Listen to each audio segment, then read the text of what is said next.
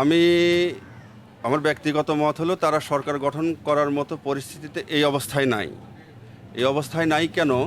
তারা অনেক ভোট পাবে, সারা দেশে অনেক ভোট পাবে। যদি প্রচলিত সিস্টেমে নির্বাচন হয় তাইলে জেতা কঠিন, কারণ বিএনপি অনেক বড় একটা দল।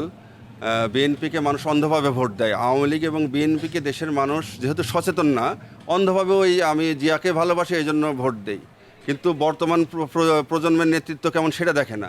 আমি শেখ মুজিবকে ভালোবাসি এই জন্য, কিন্তু হাসিনা কেমন অথবা পরের প্রজন্মের যে দেশ লুটে ফুটে খাচ্ছে অথবা যে দেশটাকে নষ্ট করে ফেলতেছে, এটা চিন্তা না করে দেখা যাচ্ছে অধিকাংশ আসন তো গ্রামে। তবে শহরের আসনের সম্ভাবনা আছে এনসিপির, গ্রামের আসনগুলো নিয়ে ভোট পাবে অনেক, কিন্তু জেতার সম্ভাবনা কম আছে আমি মনে করি। এই যে 53 বছরের জঞ্জাল কখনোই এক বছরে সম্ভব নয়। এক ফেল করে বিএনপি, যদি ফেল করে আমাদের এই দেশ একেবারে মাটির সাথে মিশে যাবে। বিষয়টা এত সোজা বিষয় না। আমাদের দেশ স্বাধীনতার পর থেকে কোনোদিনও ভালোভাবে চলে নাই। একটা জঞ্জাল, গত 53 বছরে শুধু জঞ্জালই আমরা অর্জন করছি, আমরা ভালো কিছু অর্জন করতে পারি নাই। কিছু একেবারে করি নাই, বিষয়টা এরকম না, কিছু করছি। কিন্তু বিশেষ করে আমাদের যে মূল সমস্যা হলো জনগণের মেন্টালিটি এবং জনগণের আচার আচরণ খাসলত, অর্থাৎ জনগণ ভালো মানুষকে ভোট দেয় না। যাই হোক, প্রসঙ্গ হলো যে সংস্কার, প্রসঙ্গটা হলো সংস্কার। সংস্কার একটা ছোট বিষয় না। এই যে 53 বছরের জঞ্জাল কখনোই এক বছরে সম্ভব নয়। এক বছর না, ইউনূস সাহেব তো ইদানিং একটু সময় পাইছেন।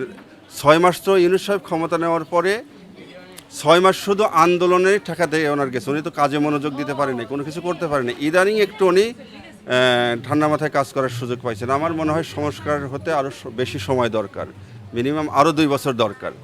আরও 2 বছর পরে যদি নির্বাচন হয় তাইলে একটা ভালো নির্বাচন হবে ইনশাল্লাহ। সংস্কার আমার মনে হয় মাঝপথে আছে, সংস্কার মাঝপথে আছে। আমি যতটুকু, আমি যেহেতু সংবিধান বিশেষজ্ঞ না, আমি একজন ইঞ্জিনিয়ার মানুষ, আমি সংবিধান বিশেষজ্ঞ না, কিন্তু আমি রাজনীতি সচেতন মানুষ। আমি সবসময় রাজনীতি নিয়ে, আমি যতদূর বুঝতে পারতেছি সেটা হলো যে হয়তো 50% আগাইছে, 50% আগেছে হয়তো। এখন তো এই তারপরে এই সংস্কারের সাথে তো সব দল এক হচ্ছে না, বিশেষ করে বৃহত্তর দল বিএনপি এই সংস্কারের যে মূল বিষয়বস্তুগুলো নিয়ে অনেকগুলো পয়েন্ট আছে, সম্ভবত কয়েকশো পয়েন্টের মধ্যে মূল পয়েন্টগুলো নিয়ে আমি যতদূর জানি বিএনপি একমত হচ্ছে না। তাহলে মূল পয়েন্টগুলো নিয়ে যদি একমত না হয় তাহলে অক্সিলারি পয়েন্টগুলো নিয়ে একমত হয়ে তো লাভ নাই। তাহলে আমাদের কি, বিএনপি যদি সহযোগিতা না করে, তারেক রহমান যদি ফেল করে, বিএনপি যদি ফেল করে, আমাদের এই দেশ একেবারে মাটির সাথে মিশে যাবে।